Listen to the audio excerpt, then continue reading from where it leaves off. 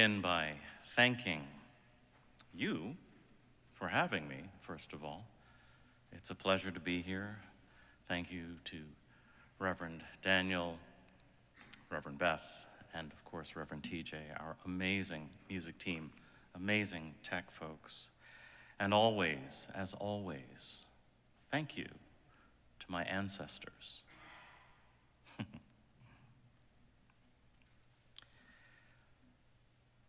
On September 24th, 1931, Jacob Alexander Dyer and Marjorie Emma Lewis were married in Hamilton, Ontario, Canada. They had met at McMaster University, where she was studying nursing and where he was studying to be ordained as a Baptist minister. They had originally been introduced by Marjorie's brother Ray when Jacob and Ray were working on the Canadian and Pacific Railroad as Pullman porters in between his school terms. It was shortly after their marriage that the newlyweds traveled by rail and then by ship to Jacob's home in Malden, Jamaica, British West Indies. He had been called to serve as the minister of the Baptist Church in St. Anne, and this is where they would settle for the next 12 years. Over time, they would see Jacob circuit riding between congregations in St. Anne Parish and along the north coast of the island. And yes, he literally rode. Yeah. Here's a picture of Marjorie astride a horse. And judging by the stylish heels that she's wearing, this is probably not what she had in mind back in Hamilton. They would also have three children, Marcia, the oldest, James, the youngest, and between the two, my father, Charles.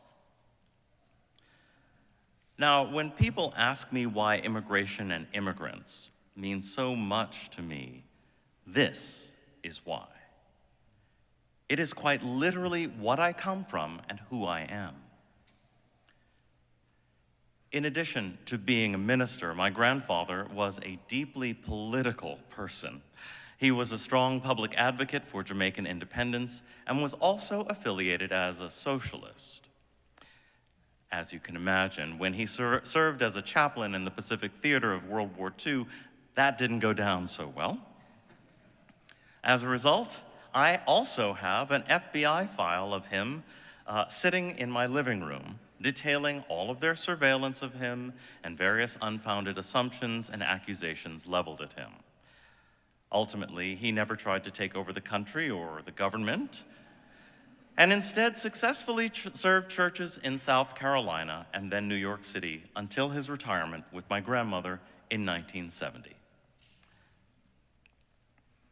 I wanted to share a little bit about my Jamaican family, because my doctoral studies at the University of Virginia are about another Jamaican, the Reverend Ethelred Brown, the Jamaican Unitarian founder and minister of the Harlem Unitarian Church from 1920 until his death in 1956. There he is. As it turns out, I have a personal connection to Ethelred Brown. Going through some of his papers at the Schomburg Center for Research in Black Culture in Harlem, I came across the list of officers of the Jamaican Progressive League. And Brown co-founded this league for Jamaican independence in 1936. And lo and behold, there was Jacob A. Dyer. So it turns out that not only did my grandfather know Ethelred Brown, but he worked with him on one of the projects that was dearest and nearest to both of their hearts, independent rule for the Black people of Jamaica. Last September, Reverend TJ, I don't know if do I do that? Yeah, there we go, okay. Last September, Reverend TJ preached about Reverend Ethelred Brown, but I'll recap a little bit of it here for you now. Born in Falmouth, Jamaica in 1875, Brown was first introduced to Unitarianism through an uncle in his youth when he began to raise questions about the Trinity at the Methodist Episcopal Church, where he was also the choir director and organist. Professionally, he became a civil servant, and in his young adulthood, He unfortunately lost that job, but that prompted a reawakening of his passion for religion and ministry. And shortly after the turn of the century, it compelled him to write a letter that said, literally on the front of it, to any Unitarian minister seeking a way to serve this faith. In this early period, the Unitarian Association repeatedly resisted and refused to support his efforts. The president of Meadville Theological School at the time, Franklin Southworth, originally refused admitting Brown, insisting that no white church would accept a black minister. Eventually, due to Brown's persistence, Southworth relented. Once Brown was accepted, it took him 3 attempts to enter the United States and attend the school at its original location in Meadville, Pennsylvania, starting in 1910. He completed his training and was ordained in 1912, returning to plant the flag of Unitarianism, as he would often say, in Jamaica. Though there was solid interest from the local Jamaican population in Montego Bay and then Kingston, there was little to no financial capital to support a church. And Brown's requests for financing from both the US and the British Unitarians, who had invested in other missions, received limited or conditional commitments, eventually being rescinded altogether in 1918. But determined to establish Unitarianism among a black population, Brown moved to Harlem in 1920 and began the ministry that would occupy him for the next 36 years. But not before being removed once from Unitarian fellowship during the 1930s, because the association didn't believe his ministry could ever be successful by white standards, and because he kept asking for financial support from colleagues. In this time, he also lost one of his children, and his wife had a mental breakdown that she would never recover from. He had to work as an elevator operator in order to keep food on the table. Brown was eventually reinstated in fellowship and provided with a pension, but by this point, he was already in his 60s. Today's Unitarian Universalist narrative about Ethelred Brown tends to focus on these challenges and asks, why didn't the Unitarian Association do better? Reverend Dr. Mark Morrison Reed has written several excellent books that include the full story of Ethelred Brown and his ministry. In fact, it was Dr. Morrison Reed who secured Brown's papers from Brown's last remaining relative in the 1970s.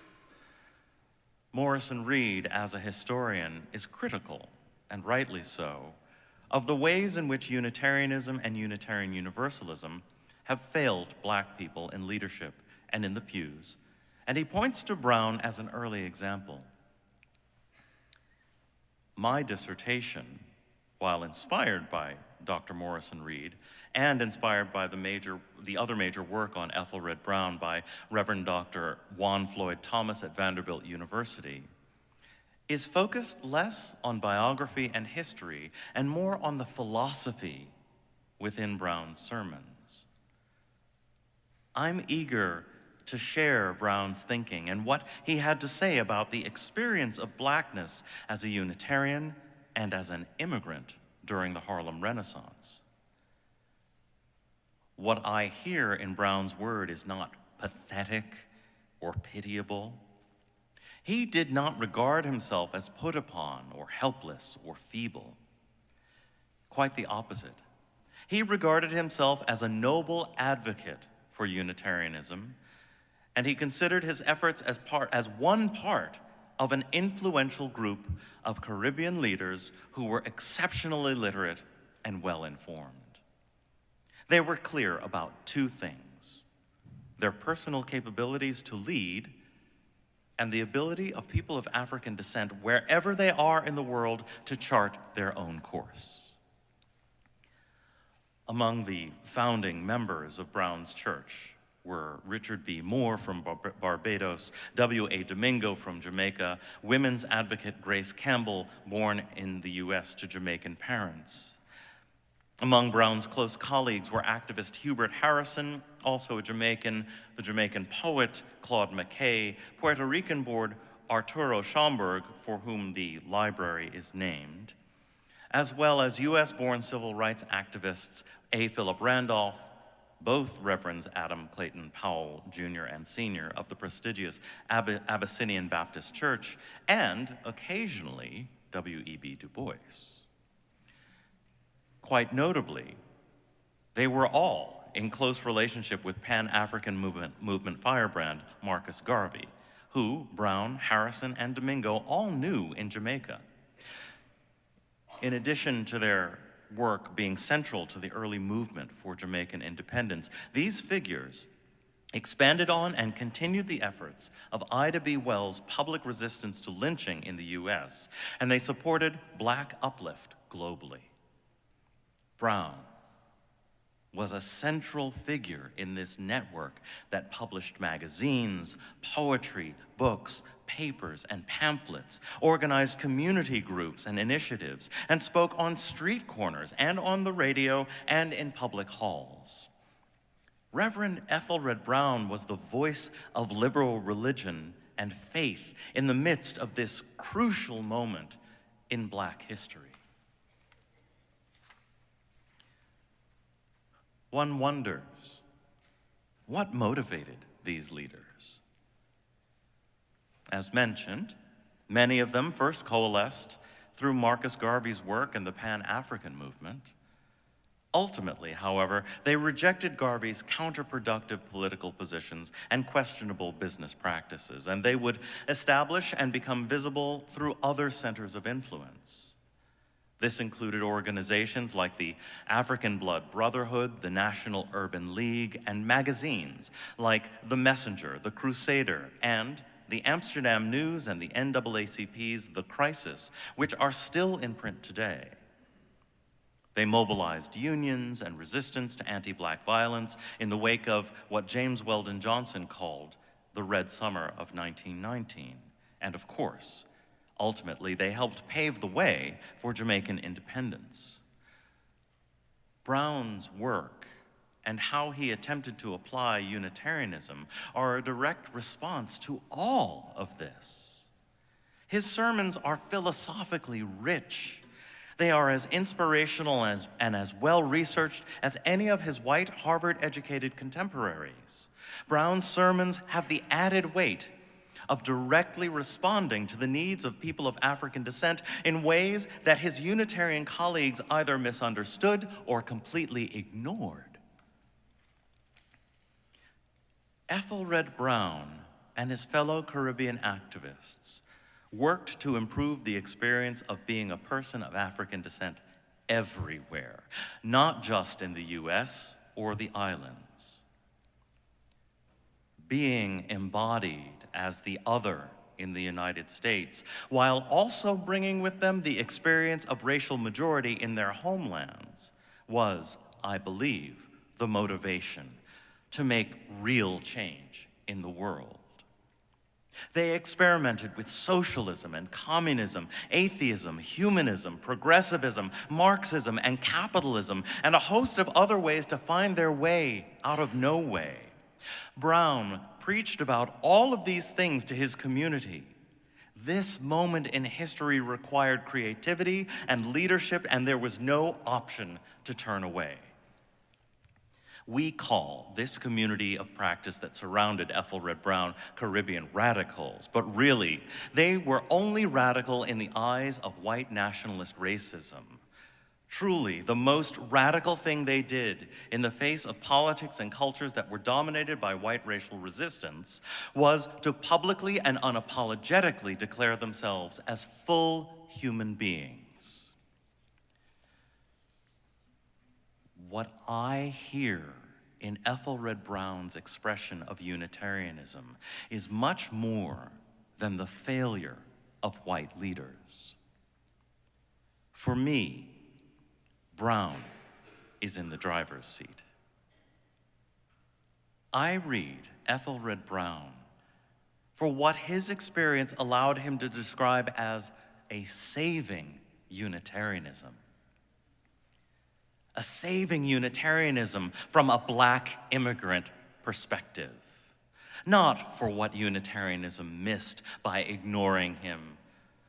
His was a Unitarianism that had the potential to be so much more.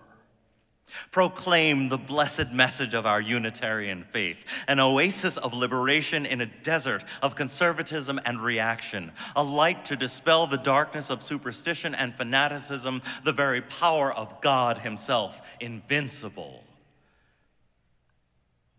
This is a Unitarianism that is ripe and ready to be fully activated in service of full humanity, not one to be politely endured or sidelined by narrow bigotry.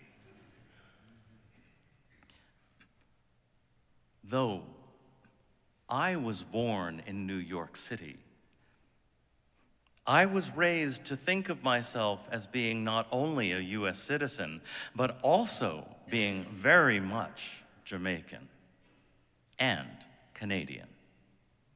To always think of myself through what it means to come from immigrants. I bring my ancestors with me always. It is not about assimilation, but rather amalgamation, blending, joining, coming together. White racial standards accused these Harlem Renaissance Caribbeans of being radical. Again, they were not radical, they were full, with experience, resources, creativity, adaptability, ingenuity, and resilience. This is the Caribbean experience. This is the Black experience. This is the immigrant experience. This is the experience that guided Ethelred Brown's theology toward grand aspiration through an actual lived fight for liberation, not just liberation in theory or as a slogan or as a wish or as an academic concept of some reflection of a someday beloved community. I'm convinced that today's immigration problem carries far too much of the same language, paternalism, shade, and in-group, out-group limitations that were once exclusive to what was called the Negro problem.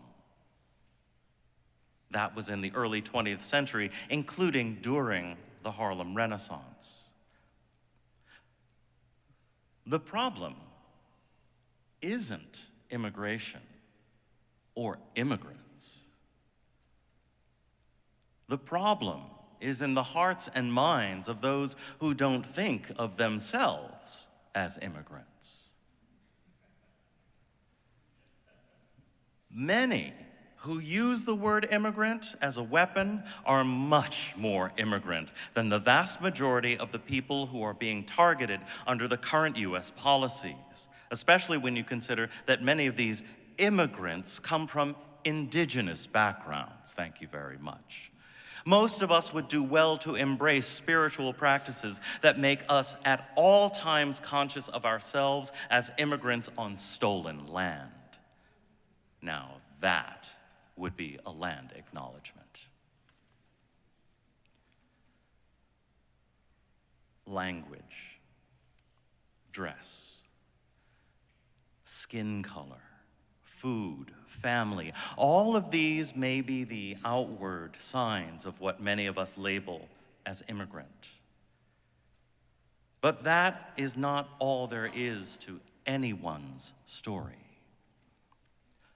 No one should be defined by an oppression that they didn't create. The people riding an elevator with Ethelred Brown, or asking my grandfather to turn down a bed on a train, they never considered that they might be in the presence of a brilliant theological mind or pivotal community civil rights leader. This is something to remember the next time you accompany someone to an immigration hearing, or talk with an Uber driver who has an accent, or greet the people who clean and maintain your spaces, or who cut your grass.